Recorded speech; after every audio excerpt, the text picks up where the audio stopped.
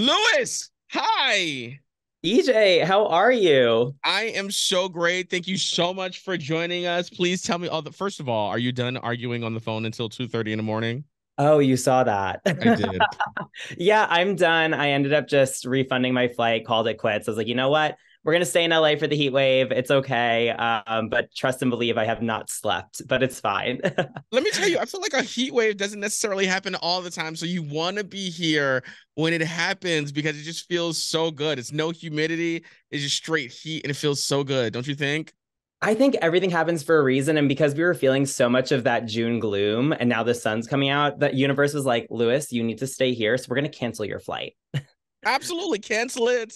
Go to the west side, go to the beach. What side do you live on? I actually live in Toluca Lake, so I'm a little bit further from the beach, but trust I will get there this weekend. I live in Toluca Lake too. Oh, isn't it so cute? It's so funny. Wait, I live off of Cahuenga.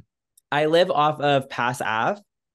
That is so Yeah, you're close. that is so funny. All right, Lewis, tell me all the things. What's happening? What have you been working on?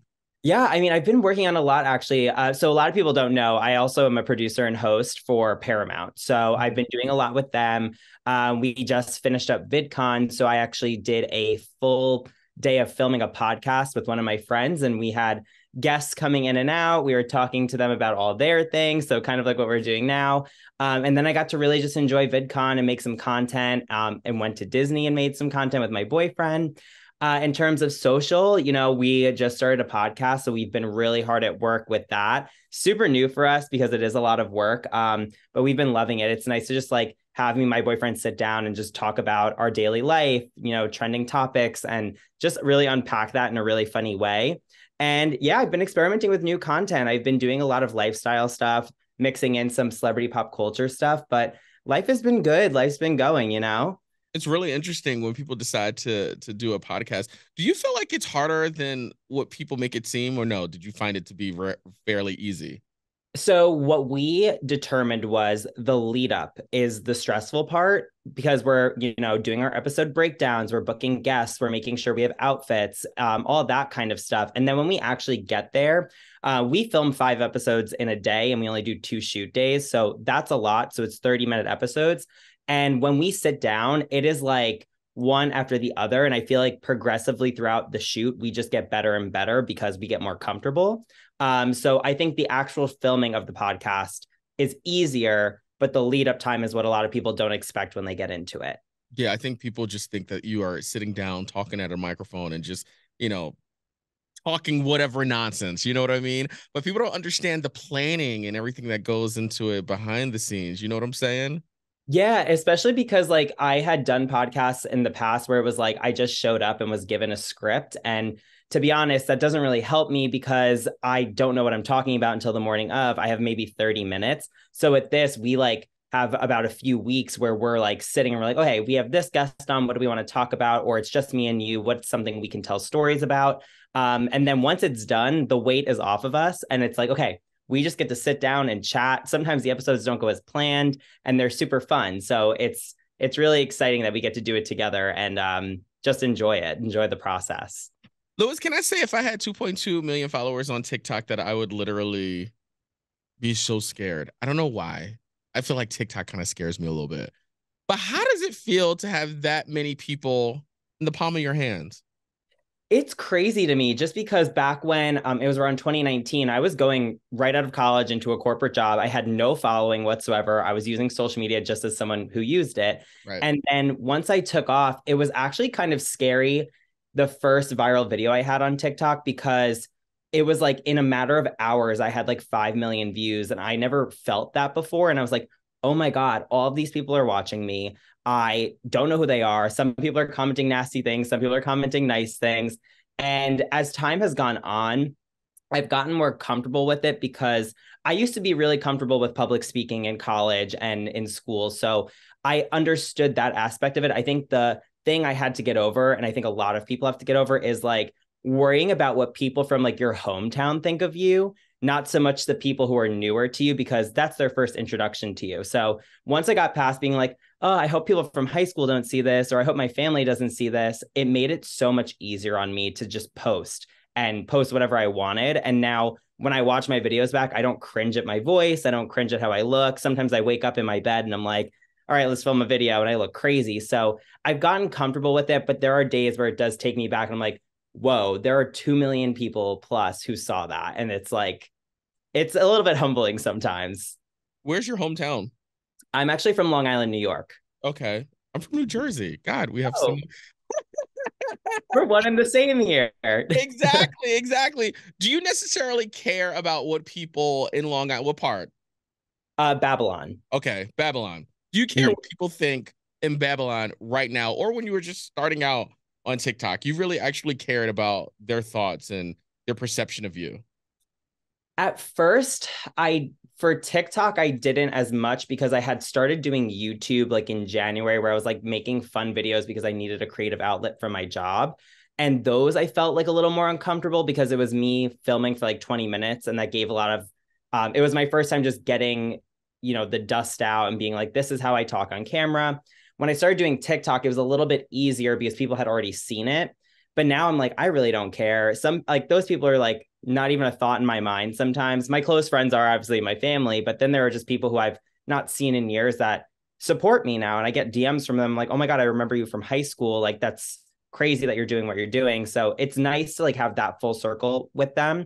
But to be honest, I don't care what anybody thinks at this point. I've gotten past it. I think I faced the worst criticism from not only having a full-time job, but also just like people on the internet. And I think I've grown a thicker skin, but also just learn to just lead with kindness and be genuine. And that's when the best people will come to you. How do you let go of that? Because I think that's my biggest, I guess, contention. Is that the word that I want to use? When it comes to like posting things on TikTok and social media and things like that. Like, how do you let that go, not caring what people think or not commenting what you may like on the video?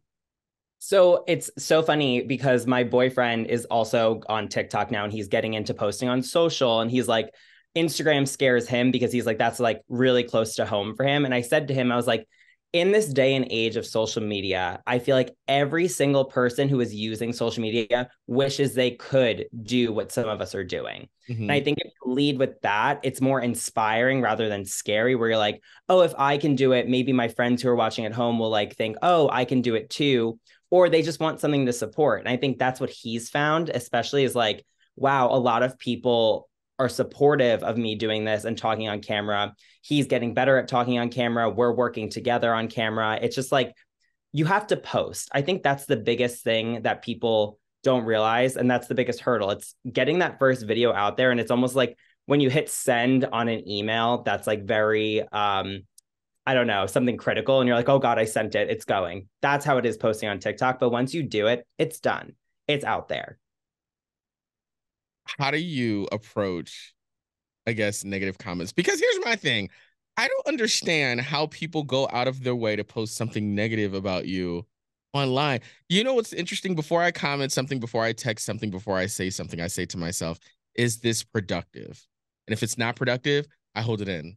But if it is productive, I say it. Like, I don't understand how people don't lead with that. It's always leading with negativity. Yeah, I used to. So I've evolved how I answer comments, because when I first started, I was doing like celebrity roast, but all in good fun. They didn't actually have any weight or fact to them. It was very much satirical.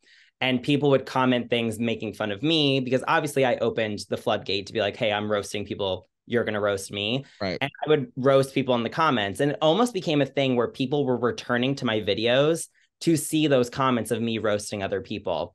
And I think that just opened a complete floodgate to negativity on my page. And as time has gone on, I only answer with kindness. I answer with facts.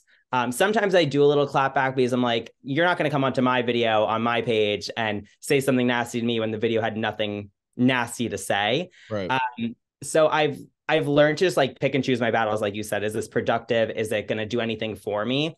Like it just happened today. I made a video and someone like came at me for, talking about like my opinion on music. And I was like, well, that's my opinion. There's no fact in this, but again, like go off, like have your opinion about me too. So just accepting that you'll never be right in some people's eyes and just going from there.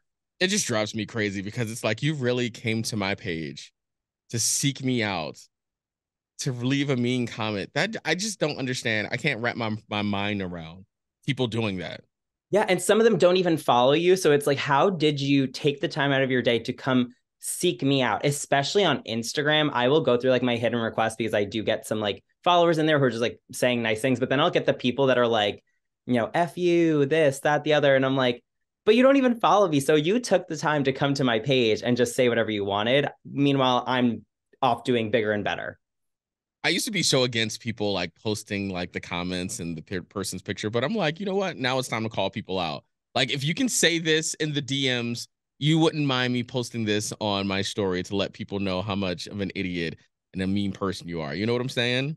Yeah, I'm never going to let someone make me look some type of way simply because I posted a video that I found enjoyable or was informative. And usually it's on like my informative videos. I'm like, these are things that I just looked up on the internet to like maybe teach people things. And you're going to come in here and make fun of my appearance or Right. make fun of the way I talk. And I'm just like, I've heard it. I always say, I'm like, I've heard it all before. Whatever you're saying doesn't mean anything to me because it's old, it's tired, and you need to move on.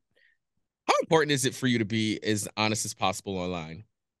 I am a firm believer that I am always honest. I hate when people do, I think a good example is like if somebody works at the brand and they lie about the product or, lie about something, because then it like puts your entire, I guess, your integrity in question because you lied about one thing. So what else are you lying about? A lot of what I do on the internet, if not most of what I do, is super down to a T what I am doing in that moment. My personality is the same, where like I'm not going to go out on the street and be like completely different than when you see me on the internet, just because that is how I talk. This is how I talk normally. I'm very excited to meet people. And there are people that I've met that they're like one way on the internet, and then I'm really let down when I meet them in person because I'm like, that's not you, or who at least I knew on the internet. But again, that's a parasocial relationship. I don't actually know these people.